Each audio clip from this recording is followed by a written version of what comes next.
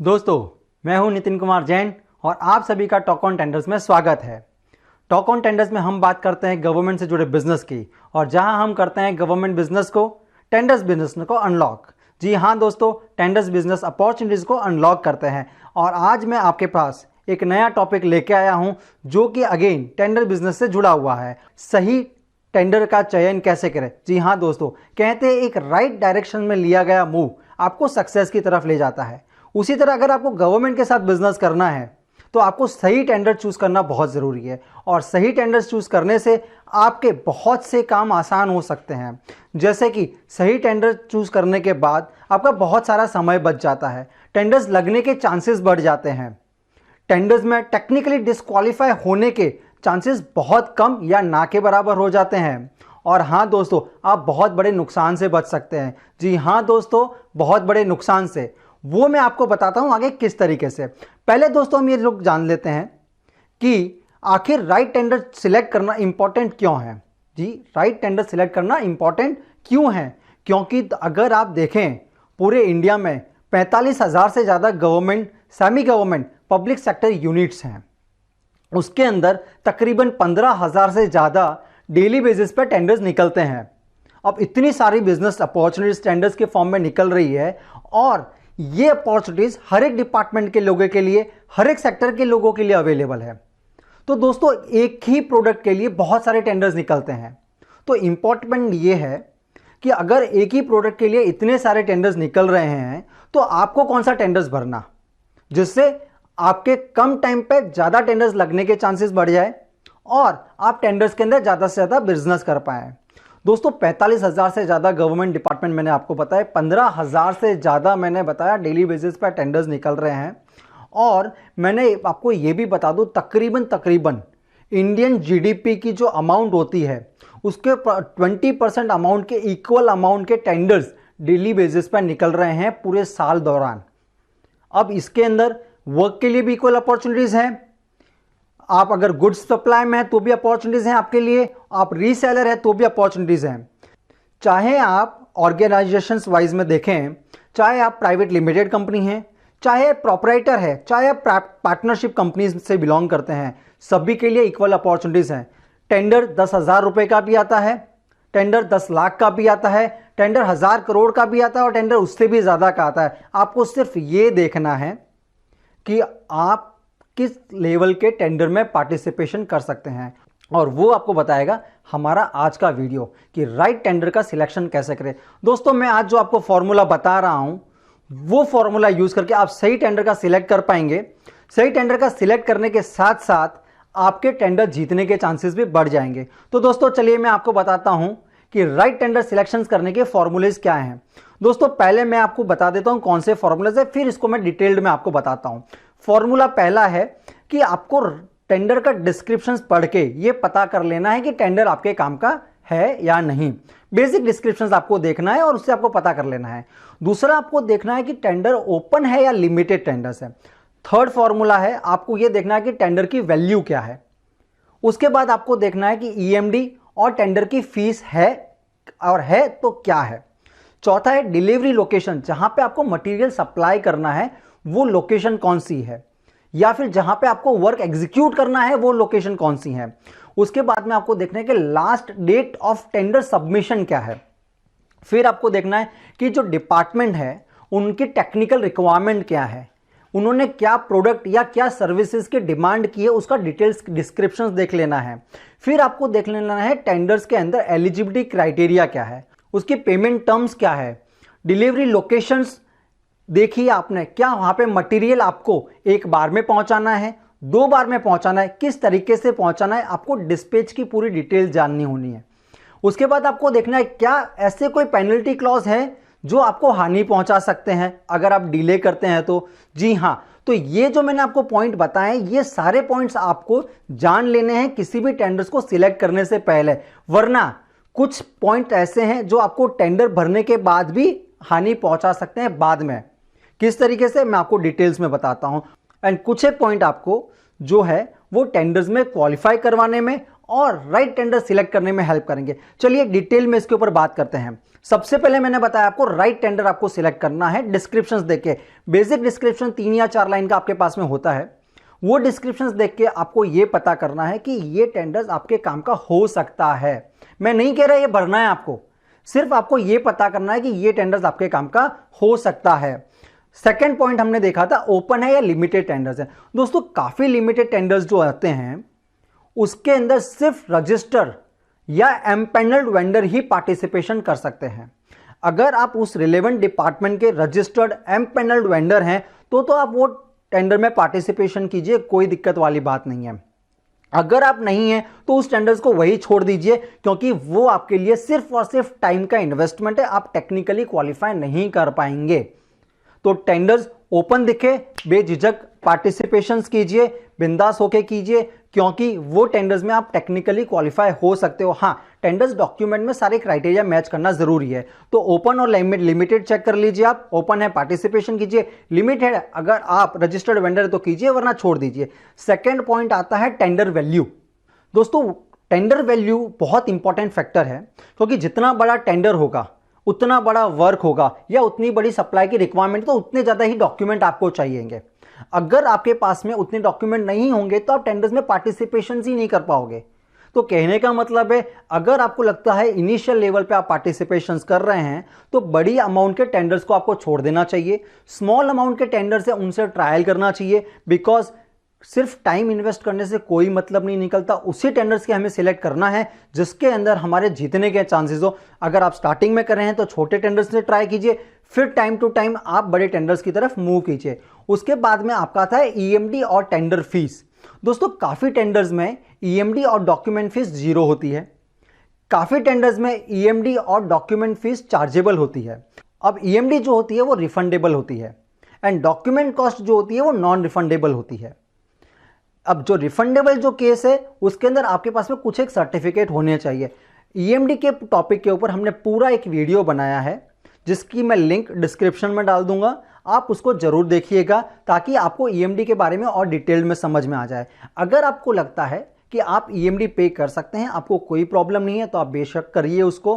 But अगर आपको लगता है कि एक लिमिट के ऊपर कि आपको ईएमडी पे नहीं करनी है तो वो टेंडर्स को आप छोड़ दीजिए, क्योंकि अगर मैंडेटरी है तो आपको ईएमडी पे करनी ही होगी, उसके अलावा कोई ऑप्शंस नहीं है।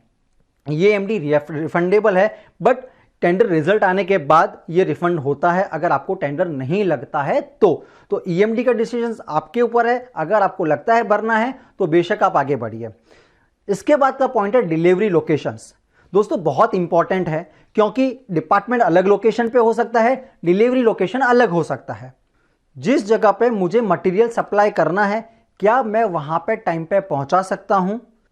मुझे जो मटेरियल भेजना है एक ही बार में भेजना है या मल्टीपल डिलीवरीज में भेजना है? साथ ही साथ मुझे ये कितने टाइम में भेजना है? अगर ये कंडीशंस को आप फॉलो करते हैं, जो कि टेंडर डॉक्यूमेंट में बहुत ही अच्छे से मेंशन की हुई होती है, अगर आपको लगता है कि आप कर सकते हैं इतने टाइम में डिलीवरी और इतनी अमाउंट जितनी की डिमांड की गई है टेंडर डॉक्यूमेंट में, तो आप बिल्कुल टेंडर में पार्टिसिपेशन कर सकते हैं। तो डिलीवरी लोकेशन इस तरीके से इंपॉर्टेंट है। इसके बाद में आता है last date of tender submissions. आपको यह पता करना है टेंडर्स डॉक्यूमेंट रेडी करने में जितना टाइम चाहिए आपको, रेट निकालने में जितना टाइम चाहिए आपको, वेंडर रजिस्ट्रेशंस में जितना टाइम चाहिए आपको, क्या उतने समय में आप मैनेज कर सकते हैं?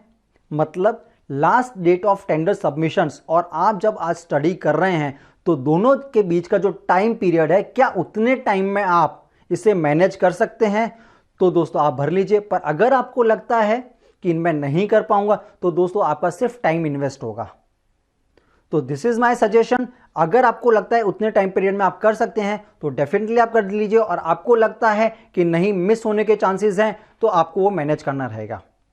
इसके बाद का सबसे इंपॉर्टेंट पॉइंट है वो है डिपार्टमेंट की रिक्वायरमेंट को जानना। दोस्तों ब्रीफ डिस्क्रिप्शन हमने देखा, टेंडर्स का जो टेक्निकल डॉक्यूमेंट होता है उसके अंदर आपको सब मेंशन होता है कि आपको किस साइज का सप्लाई करना है, किस क्वालिटी का सप्लाई करना है, क्या पर्टिकुलर कोई मेक डिमांड की है डिपार्टमेंट ने। क्योंकि अगर आप उसको प्रॉपरली नहीं देखते हो और अपना आपके टेंडर्स पार्टिसिपेशंस की तैयारी करते हो और कहीं पे भी एक पॉइंट में भी आप डिस्क्वालीफाई होते हो, अगर आप उसको राइट प्रोडक्ट जो कि डिपार्टमेंट ने डिमांड की है वो सप्लाई नहीं करते हो, शायद अगर डिपार्टमेंट ने कोई मेक बताया है उस मेक का मटेरियल आप उसको नहीं देते हो, तो चांसेस है कि आप टेक्निकली डिस्क्वालीफाई हो सकते हो।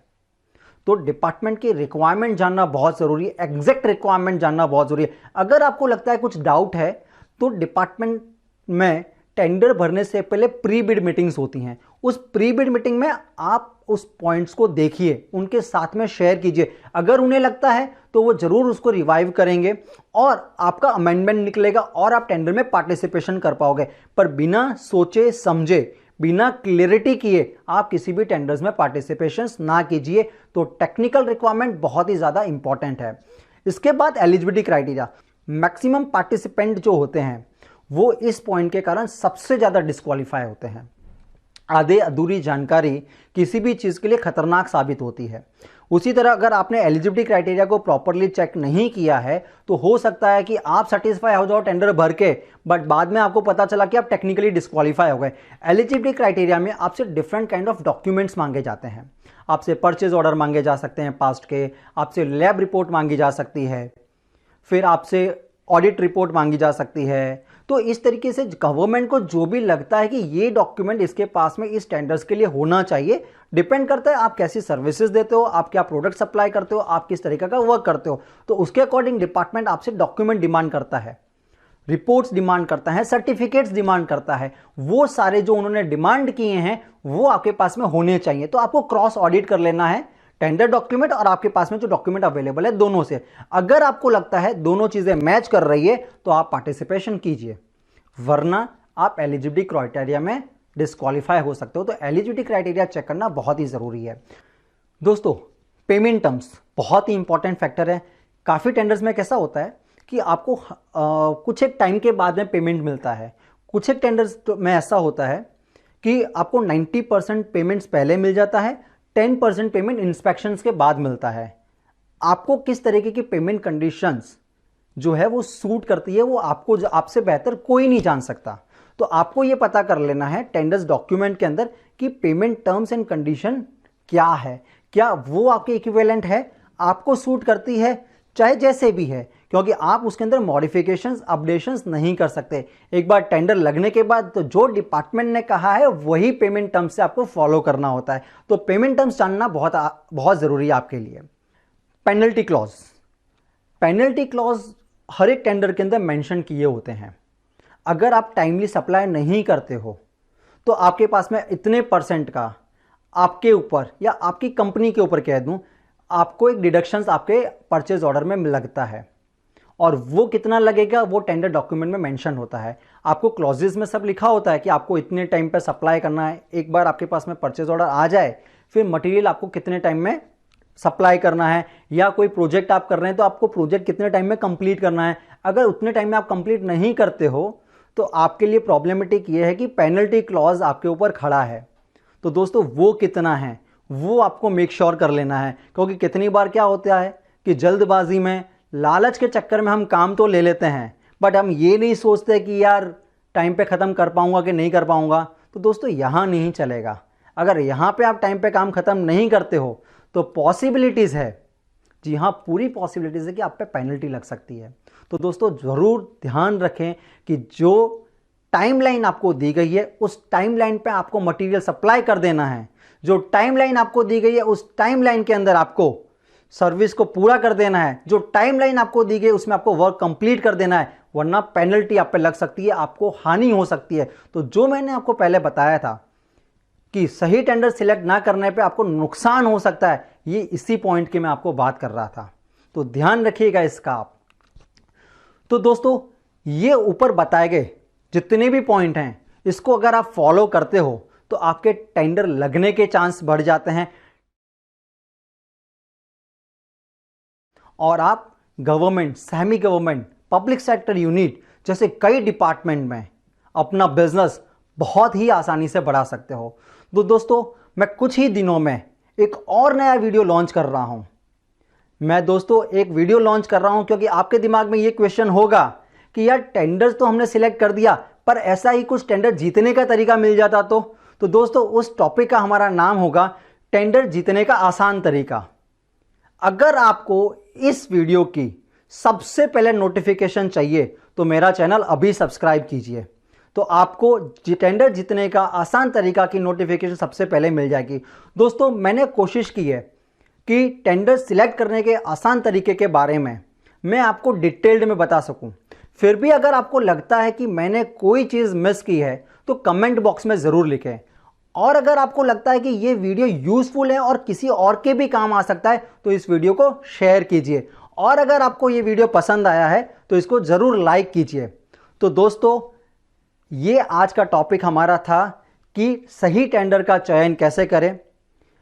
ऐसे और भी कई वीडियोस मैं आपके लिए लेके आता रहूँगा। अभी मुझे दीजिए इजाज़त। मैं हूं नितिन कुमार जैन और talk on tenders is represent by nationaltenders.com। So guys, love you and take care. Thank you.